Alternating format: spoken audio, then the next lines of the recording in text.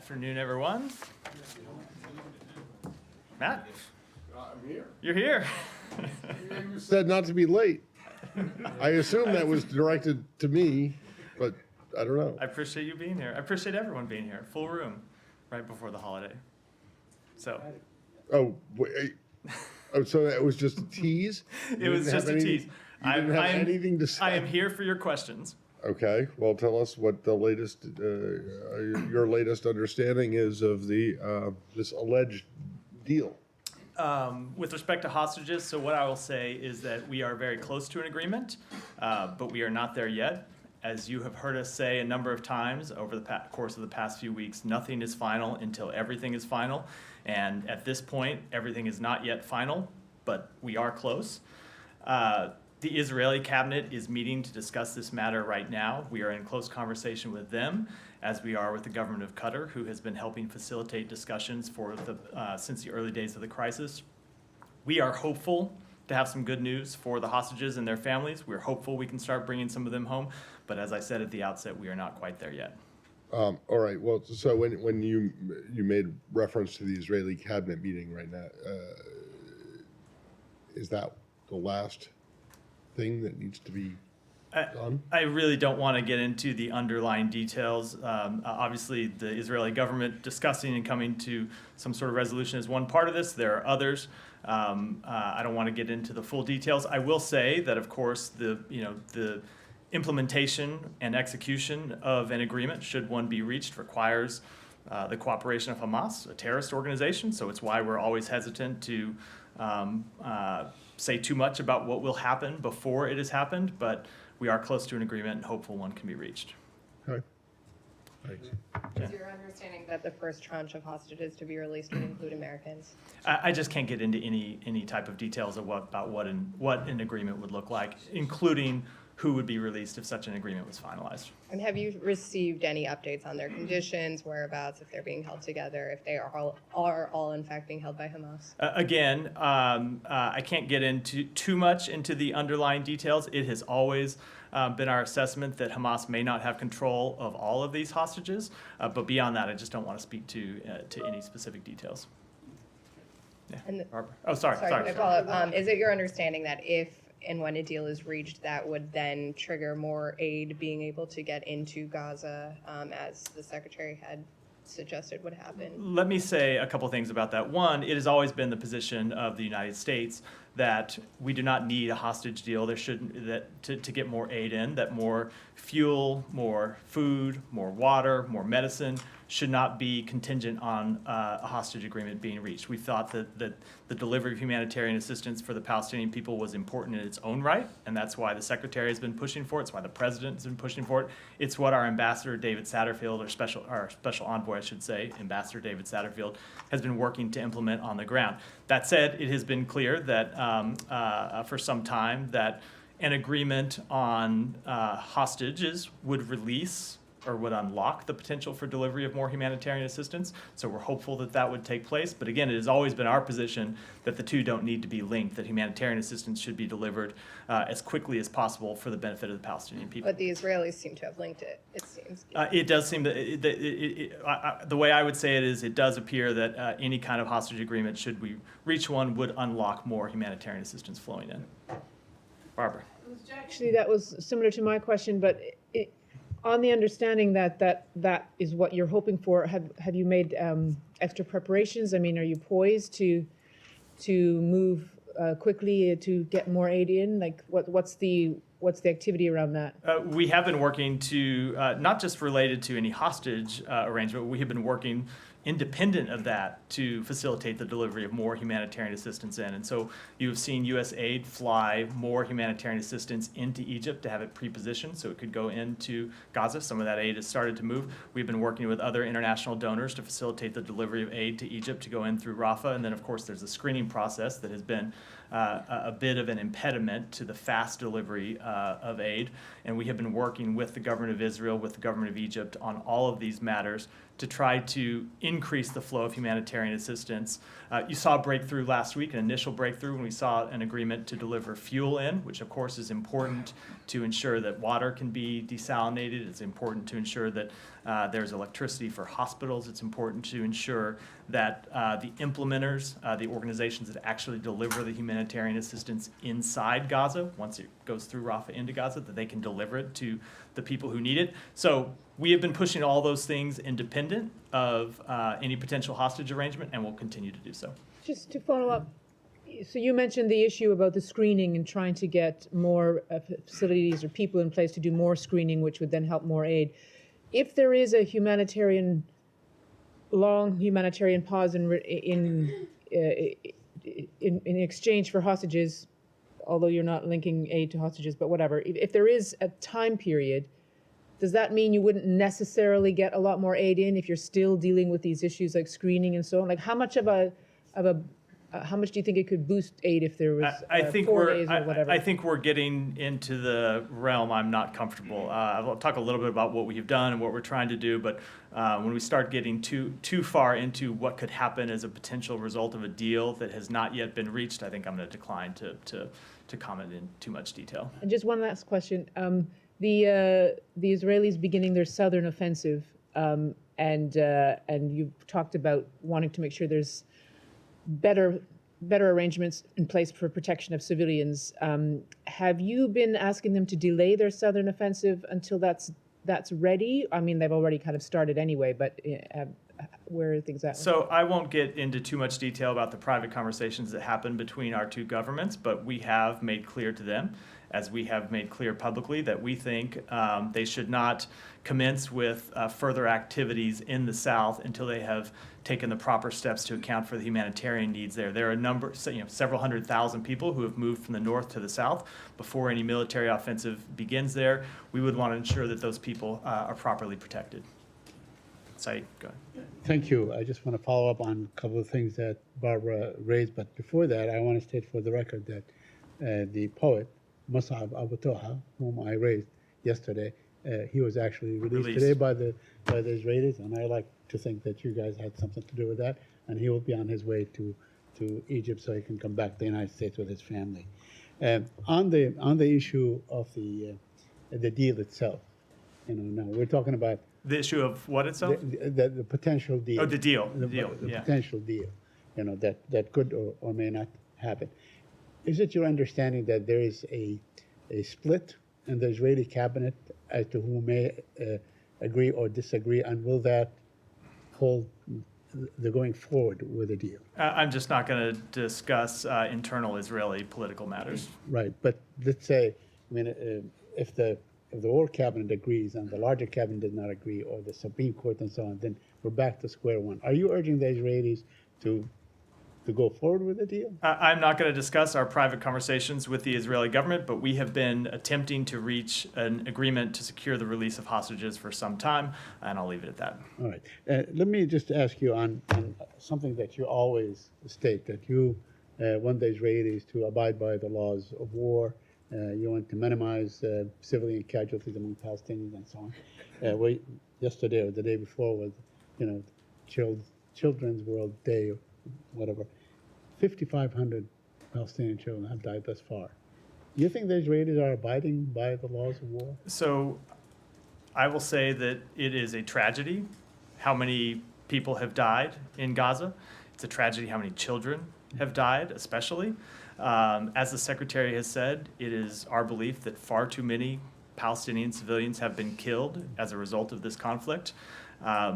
We continue to engage with the government of Israel about steps we believe they should take to minimize civilian casualties. It is an ongoing conversation between our two governments, and we continue to engage with them on every possible measure they can take to ensure that civilians are not in harm's way as they conduct legitimate military operations. And I do want to remind everyone again that the reason why this is so difficult even than in most conflicts, is because Hamas embeds itself inside civilian targets. And so Israel faces this difficult situation where there are legitimate military targets, terrorists who launched an attack against the Israeli public and who have said they want to continue launching terrorist attacks against the Israeli public and in fact continue to launch rockets even in the past few days against the Israeli public. And Israel has a right and obligation to take military action to try to bring those terrorists to justice, but their burden is in no way lessened to minimize civilian harm. And so that is what we continue to emphasize to them in all of our conversations with them, including concrete steps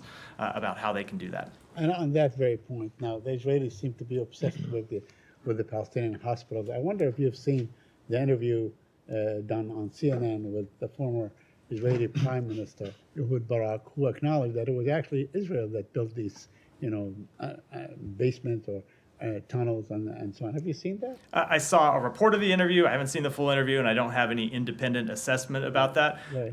I would say, regardless of what particular tunnel he might be speaking to, or if there are Hamas, the issue of Hamas embedding itself under a hospital would be a different matter. But obviously, I mean, they really showed no proof. But what he was suggesting that these, whatever, caverns or whatever you want to call them underneath the hospital, they actually were there for utilitarian purposes. So what I will say about that is, number one, we we've assessed, but it's public knowledge at this point, shown over many years that Hamas has also built its own tunnels, regardless of that. Number two, whatever infrastructure exists at a hospital, under a hospital, no matter who put it there, terrorists should not be using that infrastructure to embed themselves underneath a civilian target, underneath a civilian hospital, underneath a hospital that is supposed to exist for the care of civilians, and making that, using that facility as a human shield. So it is I think, a separate issue than who might have built whatever room it is the former prime minister was referring to. Humera. Matt, just to follow up on a couple of things from colleagues' questions. So this might be a little bit down the line, but is there at all an understanding in these hostage negotiations for what comes next after this deal? And I'm asking because there are 240 people who are taken hostage by Hamas. So while Israel, Hamas, Qatar, and you were somehow in these conversations about this number of people, was there any understanding for what happens with the rest of the people? So I do appreciate the question, but if I'm going to decline to comment on an arrangement that has not yet been finalized, not yet been reached, I certainly don't think I can comment on what might come next after this arrangement. Right. I would just say, to reiterate that, again, we're close to a deal. We don't have one yet. I can't talk about what might be in a potential deal, let alone what might come in its aftermath. But surely you're talking for everybody. It has been our goal from the beginning to secure the release of every single hostage.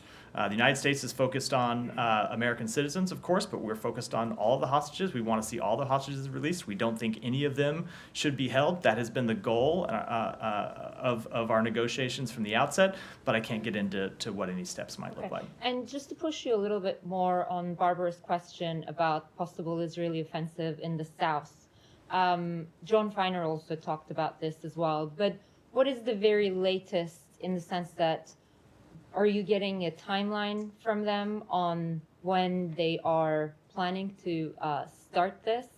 And are you telling them specifically, here are the things, here are the objectives, here are the safe zones you have to create, or whatever you think appropriate to call them before you start this? And without these, you should not be starting this. Is it that clear cut? So we are having fairly detailed conversations with them about steps that they could take to protect civilians and steps that they could take to increase humanitarian access, increase humanitarian protections, especially in the south.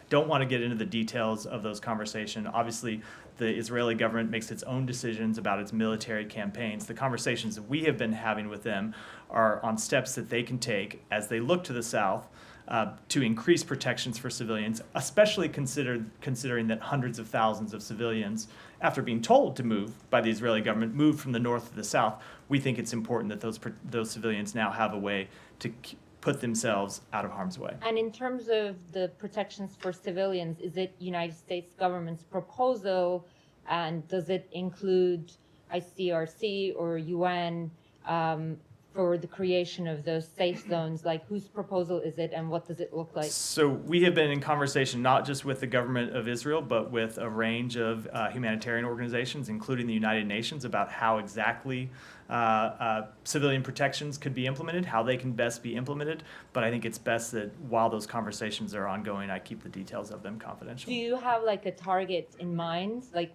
we're looking to conclude those conversations and have some sort of a rough plan by the end of the week? Soon? I just wouldn't want to put a timeline. Okay, one more. Yeah. There seems to be a bit of a discrepancy between U.S. and UN on the opening of Kerem Shalom. I've read the transcript from yesterday. You guys don't seem to be focusing on trying to get that one open. Do you think Rafah has the capacity to process more aid? But UN, Martin Griffiths seems to disagree a little bit, and they are imploring Israel to allow humanitarian aid via Kerem Shalom. Why the discrepancy? So there may be a little bit of apples and oranges here. I think in terms of addressing your question, we don't think that there is a problem with the ability for Rafah to handle more traffic in terms of the number of trucks that can just physically go through it carrying humanitarian. Rafah is big enough to handle that. It's big enough to allow the delivery of a massive amount of humanitarian assistance. There has been an issue with screening. I think Jen was alluding to it in her question earlier. And we have been in conversation with the government of Israel about additional ways to get additional screening for trucks that would then go in through Rafah. But no, I'm coming. The government of Israel has very real concerns about security at Kerem Shalom. And you can understand why. One side of that border is obviously Gaza, in areas of Gaza that are still controlled by Hamas, that are not controlled by the government of Israel. We continue to have conversations with Israel about the best way to increase the amount of screening so trucks can get screened and then get in through Rafah, but they do have very real concerns about opening Kerem Shalom, and that's why you've seen them not take that step as of yet. Final thing, because Griffiths is actually giving a percentage saying Kerem Shalom crossing was used to carry more than 60% of the truckloads going into Gaza before the conflict, but I understand and I'm aware of the sort of screening-related backlog. U.S. is not pursuing this actively with the Israelis, is what I'm understanding from you. The point I'm making is that we think Rafah is sufficient for the delivery of humanitarian assistance. That is a separate question from screening. We want to try to get screening back online and open, but we think Rafah Gate at this point is the appropriate way to get assistance in. Go ahead. Thank you, Matt. Correspondent Farah Omar, she was colleague as well, and cameraman Rabia Maamari were killed by an Israeli attack in south of Lebanon. It was a direct attack because it was carried by a drone. And drone, you have a camera, you can see who's on the ground. They were under a tree waiting for her turn to go on live on TV. Well, there was a comment from the manager of the Mayadeen channel, who happened to be their boss, that Israeli government decision this month to block access to channel's website, and this attack targeted them. Last week, almost my colleague Nakhla Adaimi could have killed as well. The missile passed by him, and there was a convoy of different stations, Al Jazeera, Al Arabiya, all kind of stations, Washington Post in Beirut. They were checking some of the areas, a tour by the UN. So how Israel is obeying the rule of law if it's attacking directly journalists to punish them or silence them? And no offense, Israel has an extension, a huge history of killing civilians directly. So again, I'm never in a position from here to speak to any particular strike or any particular military action when the entire facts are not known to me or not known to the U.S. government, including what information the government of Israel had, what might have gone into a decision, whether there was a mistake or not. It's impossible for me to speak to the merits of any individual strike. That has been true not just with respect to this one, but with respect to others. I will say that we are concerned by the reports that civilians, including 2 journalists, were killed in Lebanon. Our thoughts are with the loved ones of those killed and all these Lebanese people. If you were here yesterday, you heard me speak to our belief in the importance importance that journalists play in conflict zones. Journalists are fundamental to a free society. We stand with the journalists around the world who do critical work that we rely on every day. We rely on the reports of journalists here in the United States government. We know people all around the world do, and they do that in some of the most dangerous conditions imaginable. I will also say that we are concerned over the escalation of violence along the blue line. We have made clear we don't want to see the conflict in Gaza spread to Lebanon. That has been one of our top priorities and one of the top objectives we've tried to achieve since the outset of this conflict. Restoring calm along the blue line is of the utmost importance to us, and it should be a top priority for both Israel and Lebanon. There was also an attack on a church yesterday. And, I'm not sure if you know the nature of south of Lebanon. Christian villages don't have any existence of Hezbollah. So we can say like Hamas, they were like attacking or throwing missiles next to a hospital or a mosque. In Lebanon, Christian villages don't have any presence of Hezbollah. What was the target inside that church? So who was holding accountability? I know you're putting so much pressure on the Israeli government. No, I understand, but when you ask me that type of question, it was not an action carried out by the United States government. It's not a question I can answer, and I'm not able to offer an assessment about an individual strike. You are supplying Israel over $14 billion of military aid. But when it comes to a specific strike where it's not an action that's taken by the United States government, and I don't have all the available information, it's not something I can offer an assessment on. So why the post? Last Go question. ahead. Yeah. Why the feeling in the Middle East that anything happened with everybody's as a human as any person will condemn any action against humans what happened October 7. Why there's a feeling in the Middle East in every country now that the U.S. whatever happens in Israel it's a big deal, but the life of Palestinians or other people it's no deal. So I think let me just answer the question. I think the Secretary has been very clear about this exact question, that far too many Palestinians have been killed. He's spoken to this directly. He's spoken to how, as a father, when he sees especially the bodies of deceased children, how it affects him. And I can tell you that's true for everyone inside the United States government. And it is precisely why we do engage with the Israeli government to impress upon them the need to take all possible steps to minimize civilian harm. So I hear this sometimes, and I can tell you these are conversations that we have at the highest levels of our government, sometimes very intense conversations about steps that we believe Israel should take, as well as the steps that we believe they should take to keep civilians out of harm's way, to help civilians move to places where they'll be safe from harm so they won't be injured from this ongoing military conflict, as well as the steps that we think are important that we have pushed for and in many cases secured to get humanitarian assistance in to the Palestinian people. Go ahead. I want to go back to Gaza and the ongoing, the reports of ongoing and circulation of the Indonesian hospital, Indonesian hospital in northern Gaza, and there's also reports of some killed and injured during some Israeli military attack on the hospital. What is the reason of attacking this hospital in your perspective? Again, so I would say I'm not able to assess the merits, the individual facts or circumstances surrounding any individual strike. I think all of you that have covered wars in the past know about conflicting information that emerges and accounts that change over time. It's difficult for anyone to make an assessment about what happened and the reason for it happened, and certainly we don't have all the facts, or I don't have all the facts here at this podium to speak to them. I will say, as a principle, we do not want to see hospitals struck from the air. We want to see hospitals protected. Hospitals provide critical services to the civilian population in Gaza, and we want to see the government of Israel take steps to minimize harm to civilians, and of course that includes at hospitals where civilians are seeking much-needed medical care. But I'm not talking about the merit from the Israeli point of view. I mean, for that Al-Shifa, for example, you had an assessment that Al-Shifa is used by Hamas either as a headquarter or a command center. Do you have any assessment that Hamas is using the Indonesian hospital as a command center? I'm not going to speak to intelligence assessments aside from the very limited information that we have already downgraded and made public. We do see, unfortunately, that Hamas uses not just hospitals but mosques and schools and other places of other pieces of civilian infrastructure as places where they can embed their fighters, as places where that they can use to launch attacks. and places where they can use civilians as human shields. So as I said a minute ago in answer to another question, it puts the Israeli government in a very difficult position where they are trying to defeat legitimate military or try to accomplish legitimate military objectives. But sometimes when the terrorists they are trying to go after have hidden themselves in hospitals and schools and mosques. So it is a difficult problem, but it doesn't lessen their responsibility, which is why we continue to engage in these conversations with them about taking every possible step they can to minimize civilian harm. I will say with respect to Al-Shifa, we were very clear. We did not want to see Al-Shifa struck from the air. We did not want to see fighting going on inside the hospital. We wanted to see civilians protected.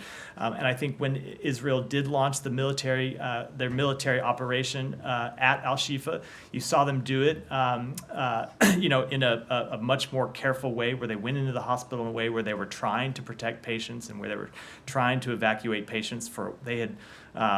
Before they went in, they offered to help facilitate or to allow third-party relief organizations to facilitate the evacuation of that hospital. Hamas said no. Hamas wouldn't allow it. So there's always more that Israel can do to take steps to minimize civilian harm, and we will continue to encourage them to do that. But again, as long as Hamas continues to embed itself inside the civilian population, we are going to see this difficult challenge over and over again. Yeah, Michelle.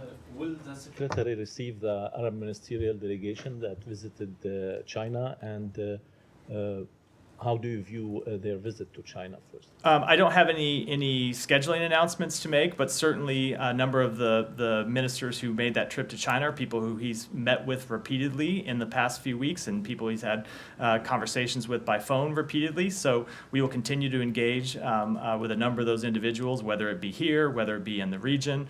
I think you can anticipate that the Secretary is not done traveling to the region. And of course, I will mention that we met with the Foreign Minister of Saudi Arabia, the Foreign Minister of Egypt, both of whom were part of this delegation in New York last month. So we will continue to meet with them, whether it's here or there. I don't have an announcement to make at this time. Saudi Crown Prince has asked all the countries who are providing Israel with arms to stop providing them with ammunitions and arms.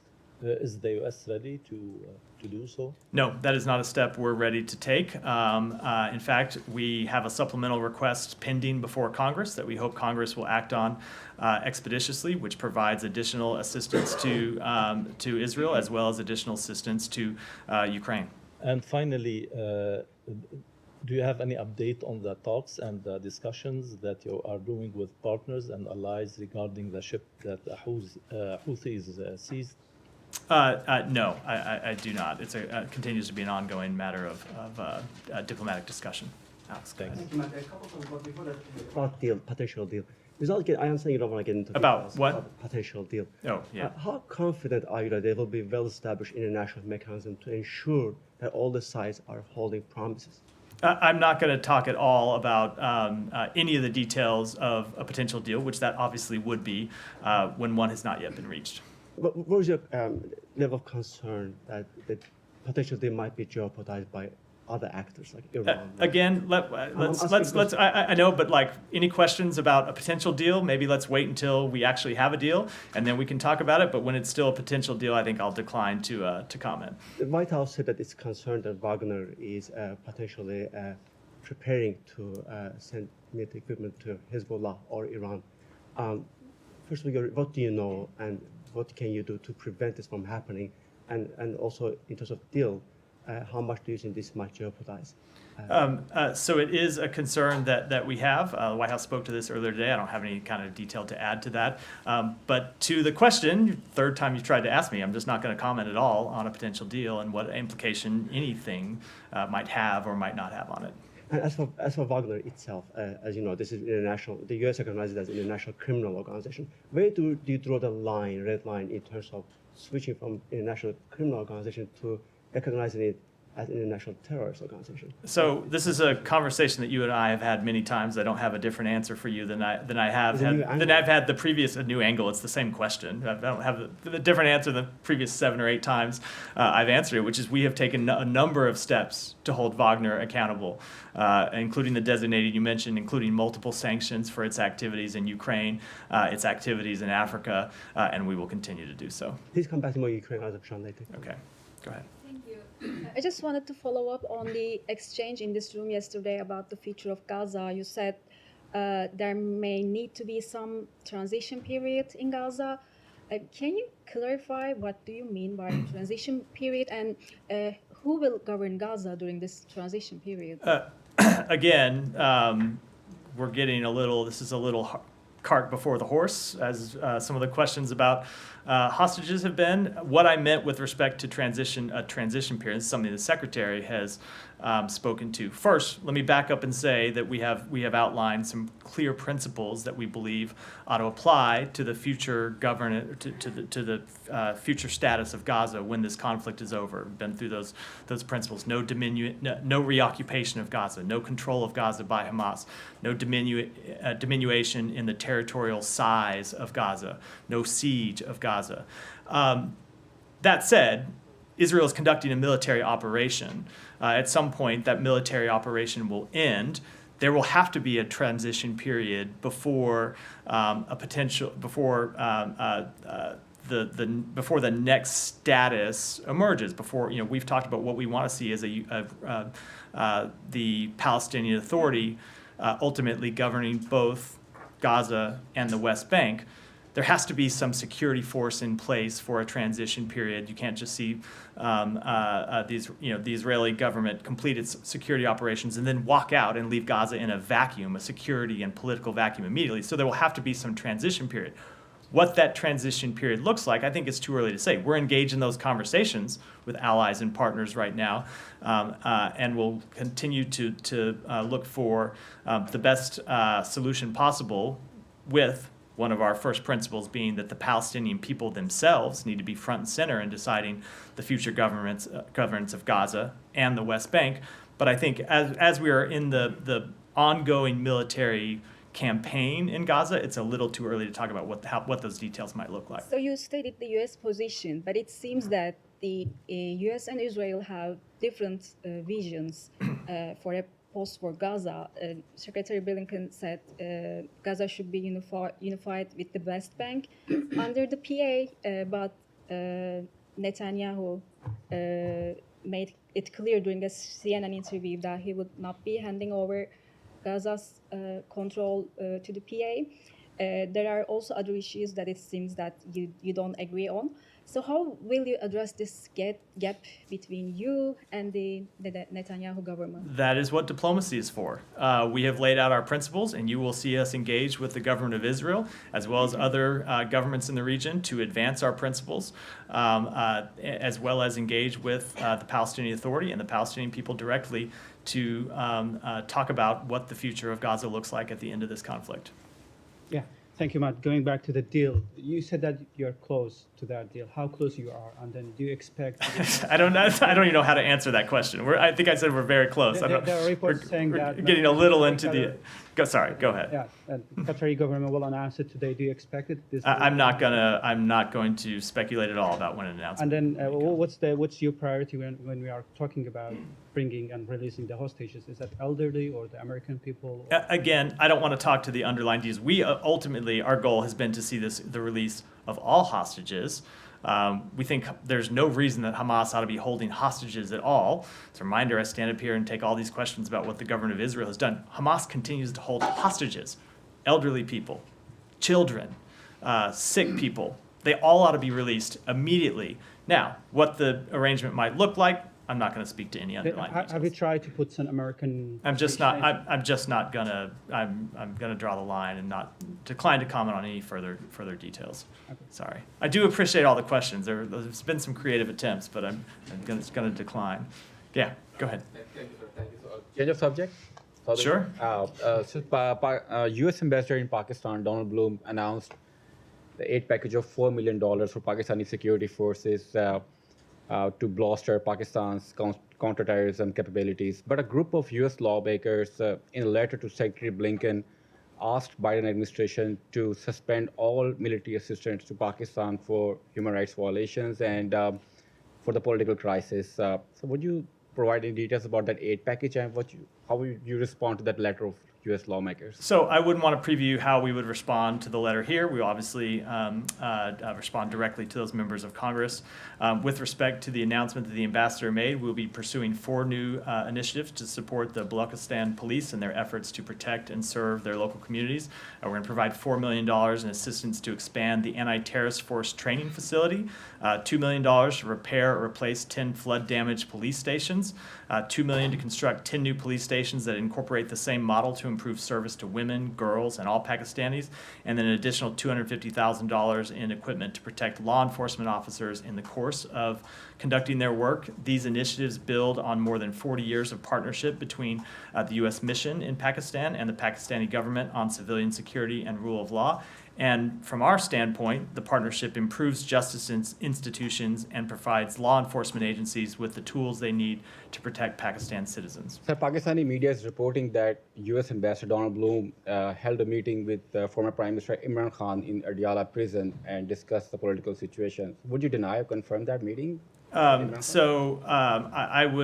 would refer you to the embassy to contact to comment on any meetings the ambassador has had. But as we have said a number of times, we do not take a position on candidates for political office in Pakistan or any other. So one last question, sir.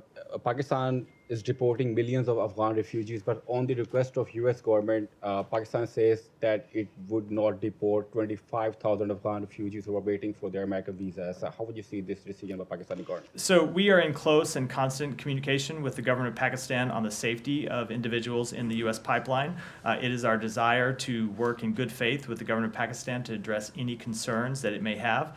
Our key concern is the safety of the vulnerable and at-risk individuals. We believe it is in both our countries' interest to ensure the safe and efficient resettlement of refugees and asylum seekers, and we join all of our partners in urging all countries, including Pakistan, to uphold their respective obligations in the treatment of refugees and asylum seekers, and strongly encourage all of Afghanistan's neighbors to allow entry for Afghans seeking international protection and coordinate with international humanitarian organizations to provide humanitarian assistance. Can I have a follow-up? Sure. On that? Yeah, go ahead. Could you give us a sense of numbers on how many Americans, Afghans we're talking about that would be in this pipeline? I don't have a number at my disposal right now. I'd be happy to follow up and see if we can get it for you. I just don't have it at my fingertips. Thank you so much. So I'll stay in subcontinent. Just to make sure, do you think that the choice of violence by the Nationalist Party in Bangladesh is contributing to the undermining the democratic process in Bangladesh? So we want to see a free and peaceful election in Bangladesh. We want to see the elections carried out peacefully. That has been our policy, as I made clear a number of times from here. Thank you for that. Will you condemn, I repeat, will you condemn the political violence orchestrated by the BNP to the context of human rights that you care about? I think I answered that with my previous answer. Go ahead. Thank you very much. Thank you. I have a question on Russia and one on the U.S. There is a media report that President Biden will not be attending tomorrow's virtual G20 summit. Who will be representing the U.S. tomorrow? So I will let the White House speak to the president's schedule. I don't have any update on that. Okay, and I have one more question on CTBT. So as you know, Russia has withdrew its ratification of the treaty, and following that, Secretary Blinken said that the U.S. remains committed to achieving the entry into force of the treaty. Can you please clarify, has the State Department done anything over the past 2 years to advance this goal and to work with the Senate to ratify it? Let me take that one back and get you an answer. Go ahead.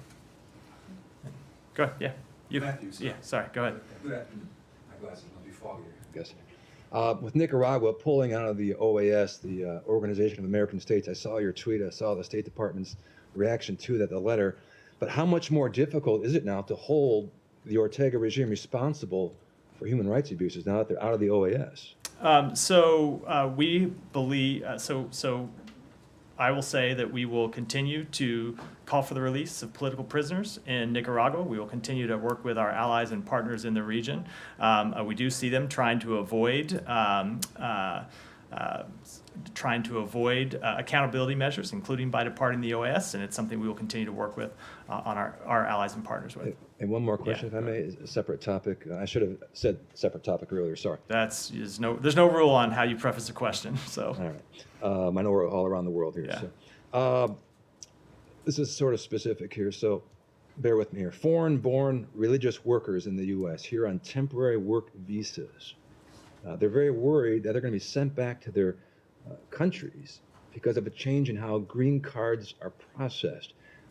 Basically, they have to wait in a longer line to get their green card, but they're worried in the meantime their temporary work visa will expire, and they'll be sent back to their country of origin. Bottom line is they're worried their flocks are going to be left behind, their congregations are going to be left behind.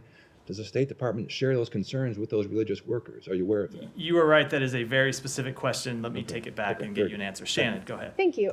Your counterpart at the NSC, John Kirby, was also very careful, but he did say that the State Department might play a role in processing any released American hostages that might want to come home, suggesting it might look like the way non-hostages coming out of Gaza are processed by consular officers. Can you say anything more? All I would say is that with respect to any released hostage, it would be the same as with respect to any American in the world who needs assistance. We would provide them whatever consular assistance we can, and that obviously is true for any released hostages. And on the Americans in Gaza, do you have an updated number of how many are seeking to leave the enclave? It is still, we have gotten around 800 American citizens, legal permanent residents, and their family members out. I don't have any update in terms of the numbers who are seeking to leave from the number I gave yesterday, which was around 1,200. But again, that's not the number of American citizens. That's American citizens and family members and others. Alex, go ahead. Back to Ukraine, if you don't mind. Yeah. Today marks 10 years since Ukraine's revolution of dignity. Just want to give you a chance to speak to that. The Kremlin keeps calling it a quote-unquote foreign-sponsored coup. And separately, Russian foreign ministry officials also today were quoted as saying that the coexistence with Ukrainian current quote-unquote regime is not possible. Say that last part again. The coexistence with Ukrainian regime is not possible, they say. What is your understanding of what they are saying here, and what is your reaction? So I think my reaction would be is that you continue to see the Russian government make outrageous and unacceptable statements about Ukraine. And so it just reinforces our conviction to continue to supply Ukraine with the assistance that it needs to defend itself, to repel Russian aggression from its borders.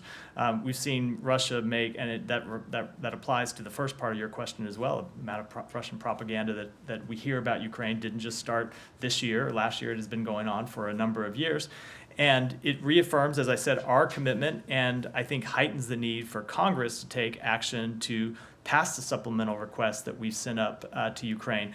The secretary just today had a call with his G7 counterparts to talk about additional steps that we are taking through the United States, and we are taking in concert with our allies and partners and in cooperation with the government of Ukraine to try to harden Ukraine's infrastructure in advance of the winter. Last winter, we saw Russia striking energy sites, trying to take them down in Ukraine, and so we are working with Ukraine to try to harden its infrastructure in advance of this winter. As you can offer in particular about Maidan's anniversary.